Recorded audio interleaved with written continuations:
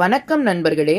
வரலாற்றில் மறைந்து கிடக்கும் உண்மைகளை உங்களிடம் கொண்டு சேர்க்கும் மறைக்கப்பட்ட வரலாறு சேனலுக்கு உங்களை அன்புடன் வரவேற்கிறேன். இந்திய வரலாற்றில் மிகப்பெரிய பேரரசுகளில் ஒன்று மௌரிய சாம்ராஜ்யம். அதே சமயம் தென்னிந்தியாவில் சேர, சோழ, பாண்டியர் எனும் வீர தமிழர்கள் வாழ்ந்தனர். இவர்கள் இருவருக்கிடையேயான உறவு எப்படி இருந்தது? சண்டையா, நட்பா, வர்த்தகமா? இன்று அதை நாம் தெரிந்து கொள்ளப் போகிறோம். மௌரிய சாம்ராஜ்யம். மௌரியர்கள் நிறுவினர் சந்திரகுப்த மௌரியர். அவர் வட இந்தியா முழுவதையும் ஆட்சி செய்தார். அவரது பேரன் அசோகர் புத்த மதத்தை பரப்பிய பெரிய அரசர். ஆனால் மௌரியர்களின் ஆட்சி பரப்பு நேரடியாக தமிழகம் வரை வரவில்லை. தமிழகம் அக்காலத்தில் சேர, சோழ, பாண்டியர் எனும் சக்தி வாய்ந்த அரசுகளால் ஆளப்பட்டது. இருவரின் உறவுகள்.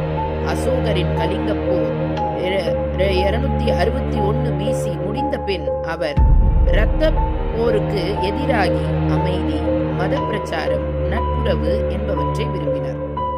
அப்பொழுது அவர் தமிழரசர்களுடன் நேரடியாக யுத்தம் செய்யாமல் நட்புறவை நிலைநாட்டினார்.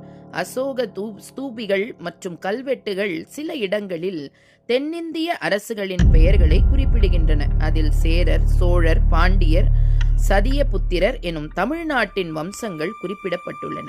இது மௌரியர்களுக்கும் தமிழர்களுக்கும் ஒருவருக்கொருவர் அரசியல் மற்றும் வர்த்தக அங்கீகாரம் கொடுத்ததை நிரூபிக்கிறது. தமிழகம் அக்காலத்தில் வணிகத்தின் மையமாக இருந்தது.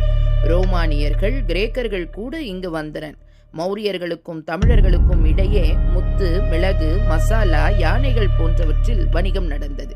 அசோகர் தனது தூதர்களை இலங்கை, தென்கிழக்கு ஆசியா, மேலும் தமிழகம் வழியாக அனுப்பினார் என்பதற்கும் சான்றுகள் உள்ளன. புத்த மதம் பரவுவதிலும் தமிழகம் முக்கிய பங்காற்றியது.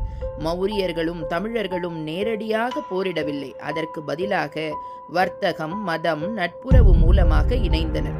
வட இந்தியாவின் மாபெரும் பேரரசரும் தென்னிந்தியாவின் வீர தமிழ் அரசர்களும் சேர்ந்து இந்திய வரலாற்றில் ஒரு தனித்துவமான பக்கத்தை உருவாக்கியுள்ளனர். இந்த வீடியோ உங்களுக்கு பிடித்திருந்தா மறக்காம என்ன பண்ணுங்க, சப்ஸ்கிரைப் பண்ணி, லைக் பண்ணி, இதை மற்றவங்களுக்கும் கண்டிப்பா ஷேர் பண்ணுங்க.